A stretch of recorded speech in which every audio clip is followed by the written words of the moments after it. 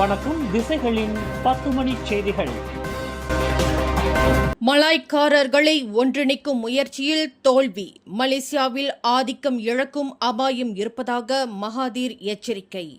மலாய்க்காரர்களை ஒன்றிணைக்கும் முயற்சியில் தாம் தோற்றுவிட்டதை முன்னாள் பிரதமர் துன் டாக்டர் மகாதீர் முகமது ஒப்புக்கொண்டுள்ளார். அம்னோ, பெர்சத்து மற்றும் பெஜுவாங் ஆகிய கட்சிகளை வழிநடத்திய மூத்த தலைவர்களுக்குள் ஒருவரான மகாதீர் முகமது இதற்கு மேலும் மலாய்க்காரர்கள் ஒன்றிணையாவிட்டால் மலேசியாவில் தங்களின் ஆதிக்கத்தை இழக்க நேரிடும் என்று தமது சமூக வலைதளத்தில் தெரிவித்துள்ளார். சுமார் 2 ஆண்டுகளுக்கும் மேலாக மலாய்க்காரர்களை ஒன்றிணைக்கும் முயற்சியில் தாம் இறங்கியதாகவும் ஆனால் அதனை தம்மால் நிறைவேற்ற முடியவில்லை என்றும் அவர் வருத்தம் தெரிவித்துள்ளார். இதற்கு முன்பாக இதுபோன்ற பல முயற்சிகளை மேற்கொண்டிருந்த மகாதீர் மிக சமீபமாக கடந்த ஆண்டு ஜூன் மாதம் முக்கிய எதிர்க்கட்சி பிரமுகர்கள் மற்றும் பிற கட்சிகளை உள்ளடக்கிய மலாய்க்காரர்களை மையமாக கொண்ட ஒரு ஒருங்கிணைப்பு முயற்சியை தொடங்கினார். என்றாலும் பெர்சத்து தலைவர் மொய்டின் யாசின் மற்றும் அக்கட்சியின் முன்னாள் துணைத் தலைவர் அம்சா ஜைனுடின் ஆகியோருக்கிடையிலான மோதல் உச்சகட்டத்தில் இருந்தபோது அதன் எதிர்காலம் கேள்விக்குறியானது.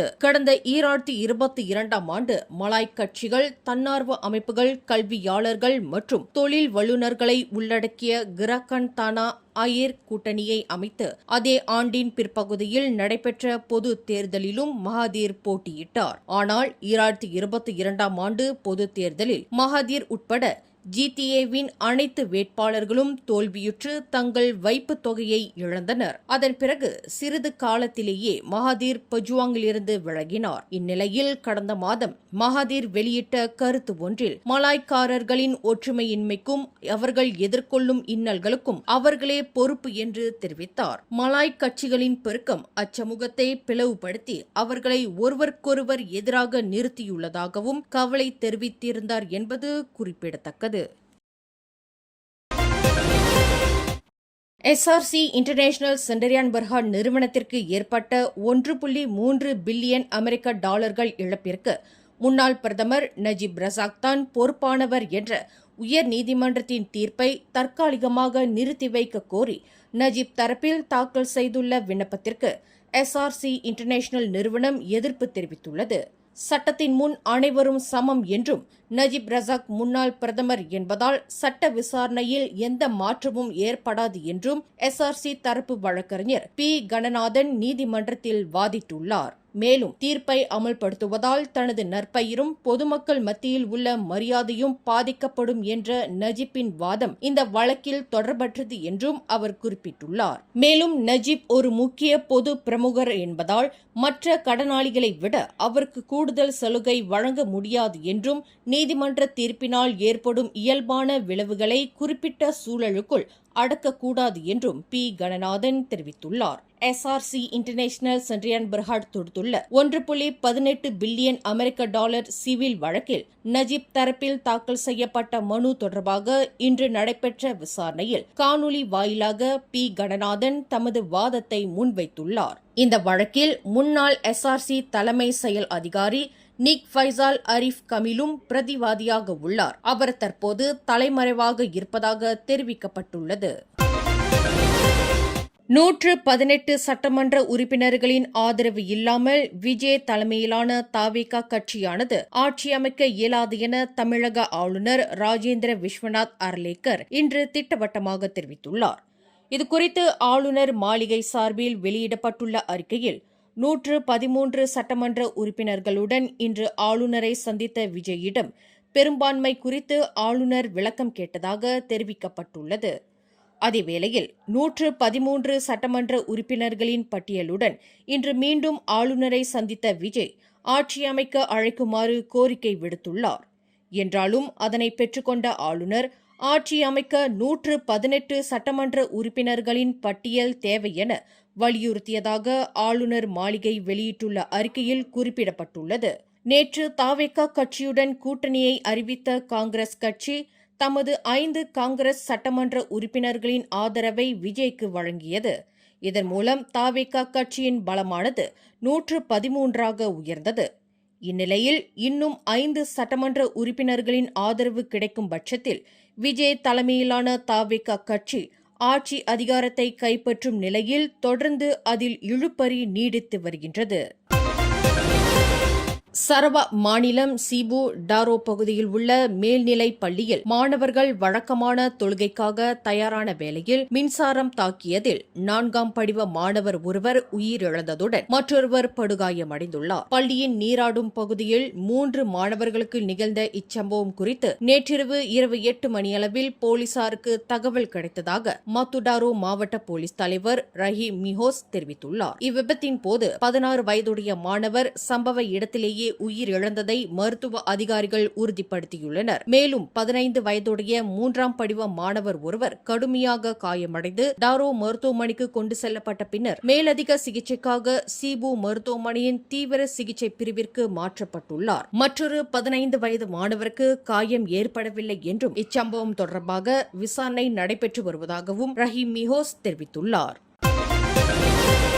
ஸ்லாங்கூரில் பன்றி பண்ணை செயல்பாடுகளை முழுமையாக நிறுத்த வேண்டும் என்ற தனது நிலைப்பாட்டை மேன்மை தங்கிய ஸ்லாங்கூர் மாநில சுல்தான் ஷரஃபுடீன் இட்ரிஷா மீண்டும் வலியுறுத்தியுள்ளார். இதுகுறித்து சுல்தானின் தனி செயலாளர் முனேர் பானி இன்று வெளியிட்டுள்ள அறிக்கையில் பன்றி பண்ணைகளால் ஏற்படும் கழிவுகள் நதிகளை மாசுபடுத்துவதுடன் சுற்றுச்சூழலுக்கு பாதிப்பு ஏற்படுத்துகிறது என சுல்தான் கருதுவதாக தெரிவித்துள்ளார். மேலும் பன்றி பண்ணைகள் நீர்பிடிப்பு பகுதிகளையும் நதிகளையும் பாதிக்கக்கூடும் என்றும் அவை ஸ்லாங்கூர், கோலாலம்பூர் மற்றும் புத்ராஜயா பகுதிகளில் வசிக்கும் சுமார் 90 லட்சம் மக்களின் நீர் வளங்களுக்கு முக்கிய ஆதாரமாக உள்ளதாகவும் சுல்தான் கவலை தெரிவித்துள்ளார். அதேவேளையில் தரநிலைகளுடன் கூடிய நவீன பன்றிப்பண்ணை முறைகளை அமல்படுத்துவதற்கான செலவு மிகவும் அதிகம் என்றும் அது ஸ்லாங்கூர் மாநிலத்தின் தேவையை மட்டும் பூர்த்தி செய்யும் நோக்கில் நடைமுறை சார்ந்ததாக இருக்காது என்றும் சுல்தான் தெரிவித்துள்ளார். பங்கோர் தீவில் நிகழ்ந்த சாலை விபத்தில் பல் மருத்துவர் டாக்டர் பவித்ரா மோகன் உயிரிழந்த சம்பவம் தொடர்பாக சமூக வலைதளங்களில் பரவி வரும் ஆம்புலன்ஸ் தாமதம் என்ற குற்றச்சாட்டை பேரா மாநில ஆட்சிக்குழு உறுப்பினர் டத்தோ ஆ சிவனேசன் திட்டவட்டமாக மறுத்துள்ளார். ஆம்புலன்ஸ் வர 2 மணி நேரம் தாமதமானதாக கூறப்படும் தகவல் முற்றிலும் ஆதாரமற்றது என டத்தோ சிவனேசன் விளக்கம் அளித்தார். அதிகாரப்பூர்வ பதிவுகளின்படி காலை 10:57 மணிக்கு அவசர அழைப்பு பெறப்பட்டு 11:10 மணிக்கு ஆம்புலன்ஸ் புறப்பட்டு அடுத்த 2 நிமிடங்களில் அதாவது 11:12 மணிக்கு சம்பவ இடத்தை சென்றடைந்துவிட்டது. மருத்துவ குழுவினர் விரைவாக செயல்பட்ட போதிலும் அங்கிருந்த நபர் ஒருவர் ஊழியர்களை மிரட்டி அவதூறாக பேசியுள்ளார். இது தொடர்பாக போலீஸ் புகார் அளிக்கப்பட்டுள்ளது என்று ஈப்போவில் பேரா மாநில அரசு கட்டட அலுவலகத்தில் இன்று நடைபெற்ற செய்தியாளர்கள் கூட்டத்தில் டத்தோ சிவனேசன் விவரித்தார். அப்படி சேராம அதான் காரணம்.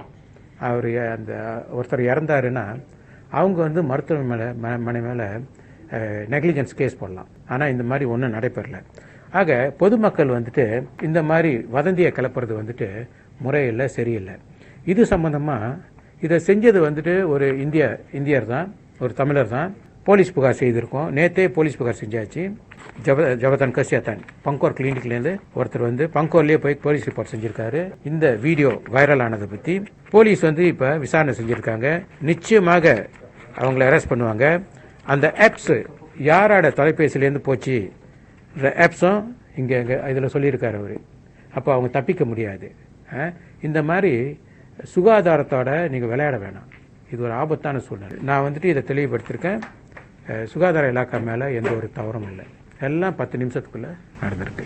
பொய்யான தகவல்களை பரப்புவோர் மீது தகவல் தொடர்பு மற்றும் பல்லூடக சட்டம் பிரிவு 233 கீழ் கடும் நடவடிக்கை எடுக்கப்படும் என எச்சரித்த டத்தோ சிவனேசன் விசாரணையை விரைவுபடுத்த மஞ்சோங் மாவட்ட போலீஸ் தலைவரை சந்தித்துள்ளதாகவும் தெரிவித்தார். இச்சந்திப்பின் போது பேரா மாநில துணை சபாநாயகர் ஜெனி சாய், டிசி ஜென் மற்றும் சுகாதாரத்துறை உயர் அதிகாரிகள் உடனிருந்தனர். Sunshine Kids, the place where your kids shine, the fastest growing, award-winning, best preschool chain in the town.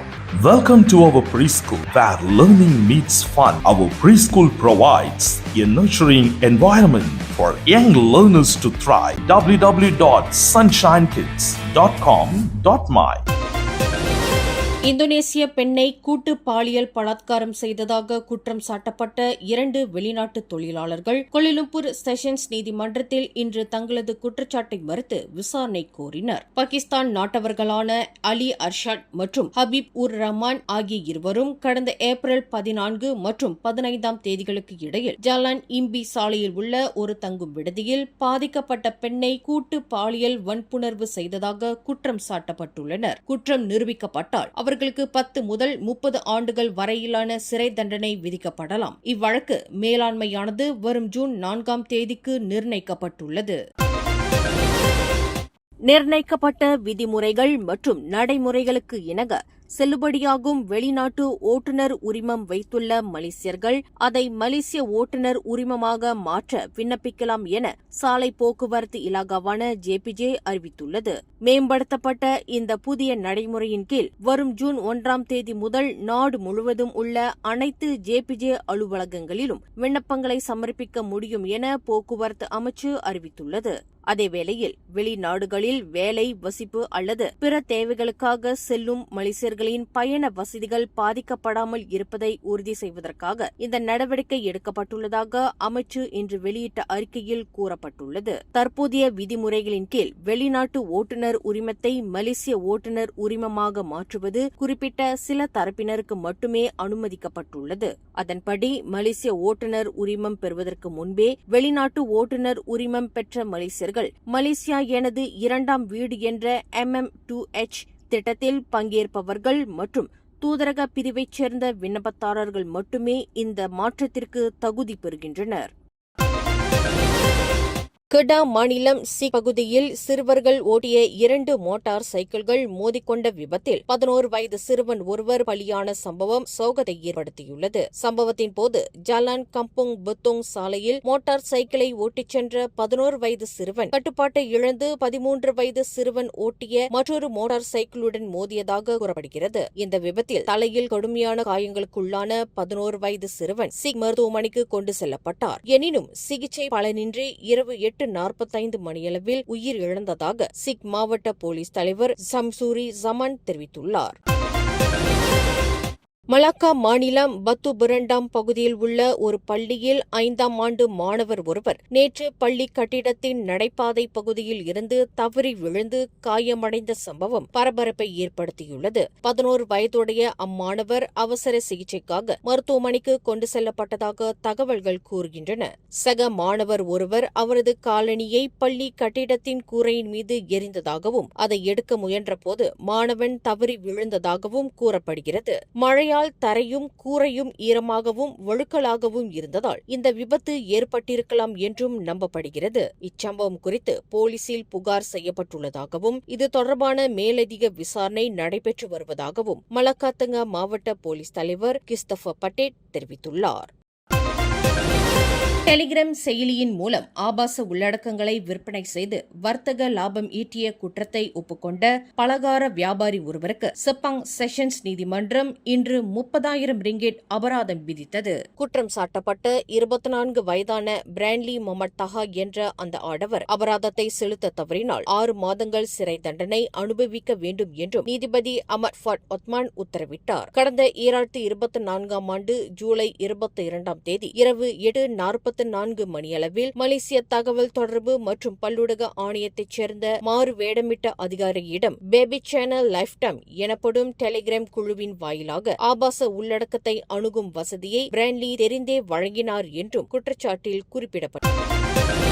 கடந்த 2 ஆண்டுகளுக்கு முன்பு ரேலாவ் பகுதியில் உள்ள ஒரு வீட்டில் தனது தாயாரை கொலை செய்ததாக குற்றம் சாட்டப்பட்ட 42 வயதான சூன் யோங் ஊன் என்பவரை ஜார்ஜ்டவுன் உயர்நீதிமன்றம் இன்று விடுதலை செய்தது. அவர் முன்வைத்த மனநல குறைபாடு சார்ந்த தற்காப்பு வாதத்தை ஏற்றுக்கொண்ட நீதிமன்றம் இத்தீர்ப்பை வழங்கியுள்ளது. கடந்த 2024ஆம் ஆண்டு ஜூன் 15ஆம் தேதி மாலை 5:47 மணியளவில் லெபு ரேலாவில் உள்ள தாமன் அலோர் விஸ்தா குடியிருப்பு வளாகத்தில் 67 வயதான சுவா ஆத்தெங் என்பவரை சூன் கொலை செய்ததாக குற்றச்சாட்டில் கூறப்பட்டிருந்தது. அதன்படி சூன் மீது குற்றவியல் சட்டம் பிரிவு 302 கீழ் கொலை குற்றம் சாட்டப்பட்டிருந்தது. இக்குற்றத்திற்கு மரண தண்டனையோ அல்லது 30 முதல் 40 ஆண்டுகள் வரையிலான சிறை தண்டனையோ அல்லது மரண தண்டனை விதிக்கப்படாத பட்சத்தில் குறைந்தது 12 பிரம்படிகளோ தண்டனையாக விதிக்கப்படலாம்.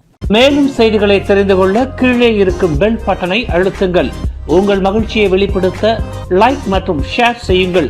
தொடர்ந்து திசைகளோடு இணைந்திருக்க சப்ஸ்கிரைப் செய்யுங்கள்.